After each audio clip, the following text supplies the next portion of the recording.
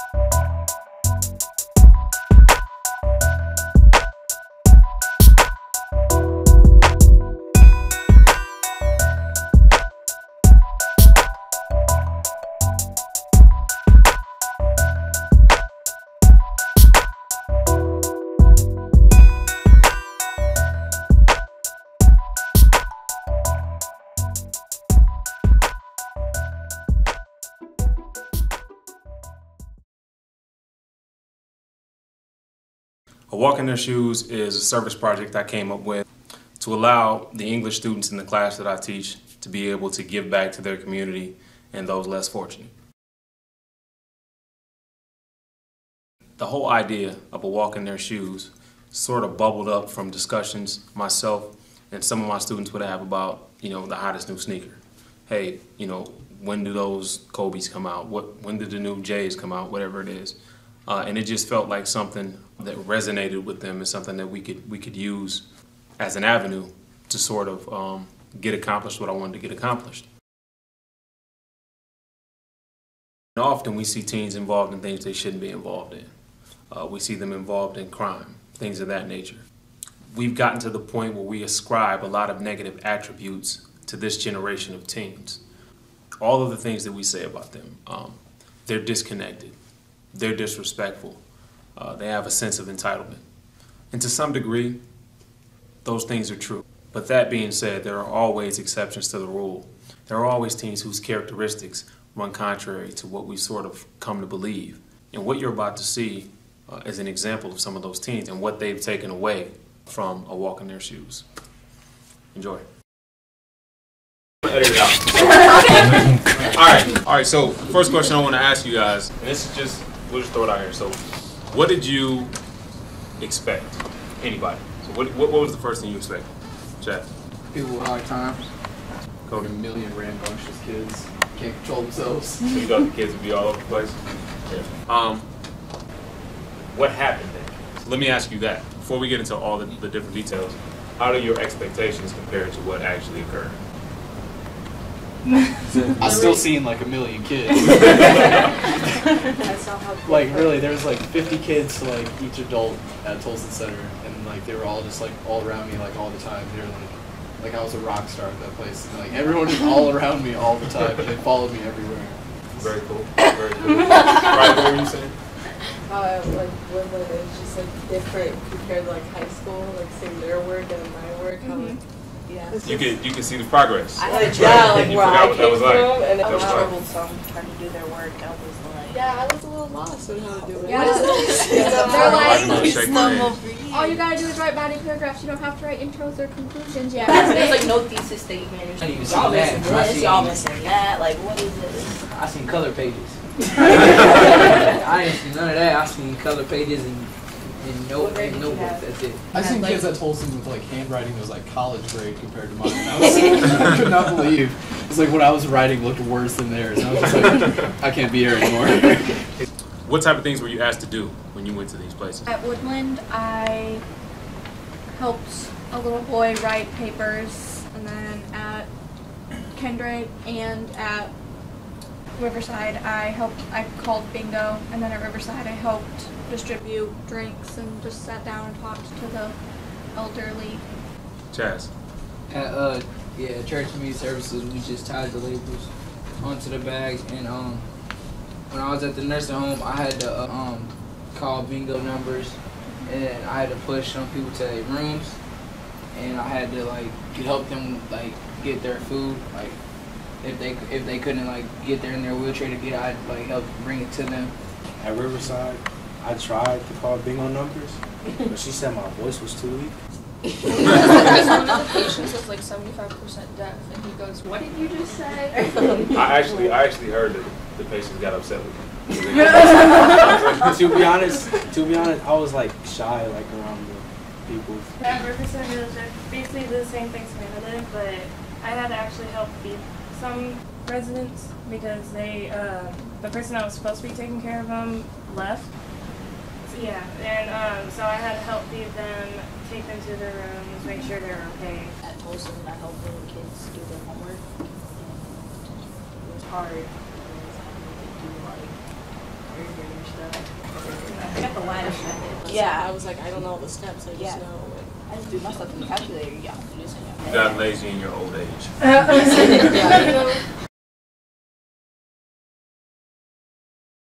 When I was at the nursing home center, this lady, she was like talking to me after bingo, and I was getting ready to leave because I didn't know like where the exit was. Like I forgot because I was like in the cafeteria place, and like she just asked me why I came there that day, and that meant a lot to like the patients there, and that they don't really see people like students anymore do that. So she was like telling me I could come back whenever I wanted to, and I could visit and stuff like that. Very cool. I went to the same place Chaz did, but I went every Saturday, and I helped one of the men who couldn't read his bingo card fast enough. He is so cute, and he would tell me stories in between, like the bingo, and he would be like, "You ready to win bingo today?" "Yeah, Mr. Brown." He's like, "Are you sure?" "Yeah, Mr. Brown." Isn't he so cute? I thought he and then after that, I would sit after bingo was over and help some of them get back to their rooms and stuff.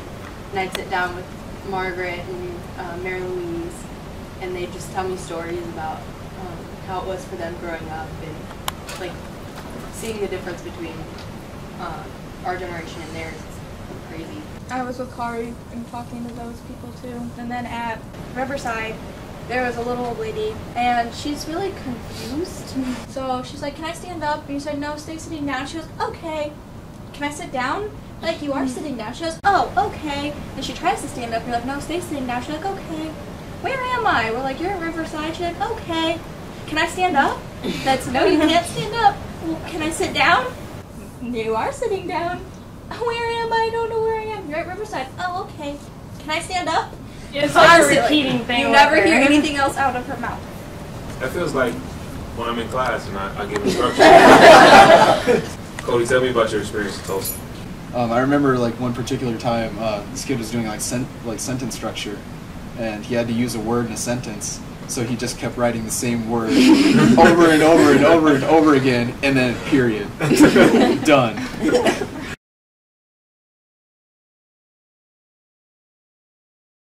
What would you say that you took away from the experience? What would you say that you learned from it? Such little time of yours can mean a lot to other people. That being able to make like the cutest old person smile is like the best feeling ever. Just looking at kids and knowing what you can do with kids. Like just helping them and knowing that, you know, hey, I'm here for you if you need my help. It's a great thing. Yeah, I think it just feels pretty good to make an impact on the community in just like such a small amount of time. From like the beginning when I started going to like Brooklyn and like to see how Rocky was, because I worked with him, how he was so shy in the beginning and like wouldn't say like one word to me, to like the end of it, like he was talking up the storm with me, like we just wouldn't shut up. But I mean, it was just fun like to see them like open up and actually be themselves. Moving forward, because you see yourself, not necessarily, you know, it could be this year, it could be this summer, it could be years down the line. Could you see yourself doing this again? I'm already planning. I'll be back at the nursing home tomorrow, and I had asked them, "Do you still want me?" And they're like, yeah, like, come, bring friends, because like, they want people to show that the community's still involved. Yeah, like apparently there was some guy that went there like before me, and he looked a lot like me, and all the kids thought I was this guy. And it had been like a year since he had gone, So they're like, oh, it's Mr. Justin. Mr. Justin's coming. He's coming next week, Wednesday. Mr. Justin, guys. Oh, okay. Yeah. Yeah, I one of the people that I worked with at the nursing home, she showed me, she has a little countdown when like the next week I come. And she's like, I wait for you every time. And she's like making a bracelet or something for me. But she's like, I wait for you. I mean, think about that. Think about you having that much of an impact on somebody's life that they sit and they wait for you. It just means the whole world to know that you made them like a part of your life. I mean, who do you wait on? Nobody. Nobody, right? Nobody. Nobody means that much to you. We like Friday.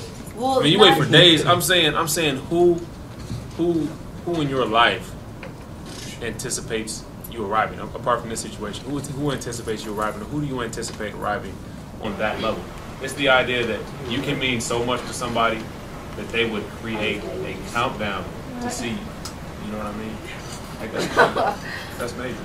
Let me ask this question. This is kind of off the topic. So, how many of you went to nursing homes at one point? Okay.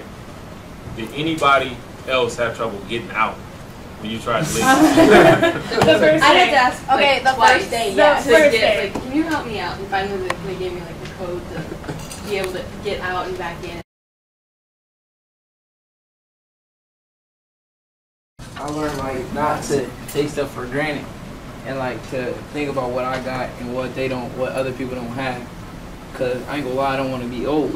A nursing home and stuff like that. I'm trying to just add my own stuff and Like when you're gonna be that age, there ain't gonna be kids that are gonna come and help you. Right. Yeah. We all, if we're lucky, right? If we're lucky, we get a chance to grow old. You know what I mean? If we're lucky. And hopefully you have people there, or hopefully there's some group of teams, and you'll be a person that can count down. It was sad, because like I was talking with one of the residents, and I was like, so how do you like it here? And she goes, I hate it. Like the people are nice and stuff, but no one comes. Her family took everything, they gave her everything, they put her in, and hasn't seen them since. And it was just heartbreaking to see her, like, I don't want to be here, like I want to be outside. Those are things that we all take for granted, right? They are locked in the facility. Yeah, they have to have someone to let them out, and they have to be with them. Right. I mean, something as simple as you being able to get up and go outside and get the mail. In like the same wheelchairs all day, Yeah. see the same walls. Like, they have nothing to do. And it's not like that it's a bad place, but it's not really fun to look at. Like, it's tan walls, bright windows, tile floor, yeah. same food. Same colors, same people, and you're like, I want to meet someone new. Yeah, there's Everything you just said, how does that inform the way that you want to live your life, right? I think it's human nature to take things for granted. But how does that inform the way you live your life day to day? We really are spoiled. It goes without question. Honestly, I think if we were to We go expect back to like the time when our parents or our grandparents, like not to our grandparents, but like our parents, and realize that we take so much, we do so little, and they did so much. I told you before, I wish I grew up back in the day because I heard it was more fun.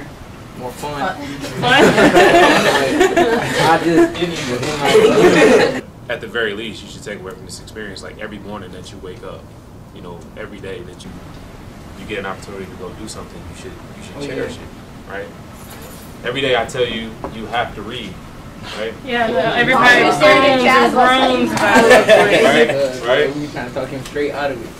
In this situation, you get a first-hand sort of chance to see the struggle, or to see people who are either elderly and their situation is maybe dire by certain people's standards, but you get the opportunity to see kids who may not come from the same family you come from, who may not necessarily have a parent or two parents at home that are as invested in them as maybe your parents were in you.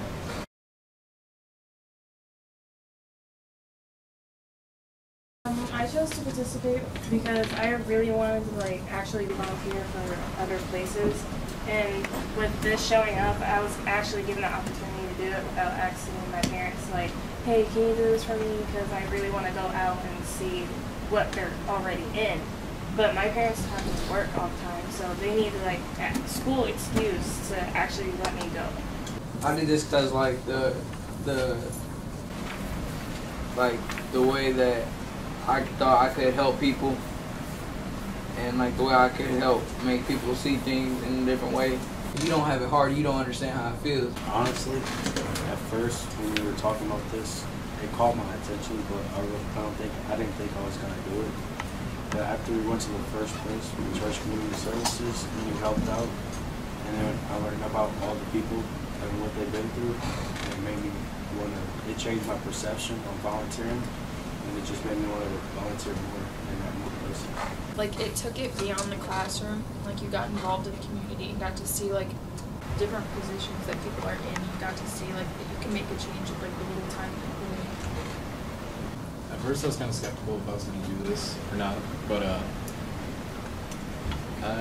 felt like I wanted to give back to the community in a way, and this was a way to do it. And like how she said, it was a way to get out of the classroom. It's outside of classwork.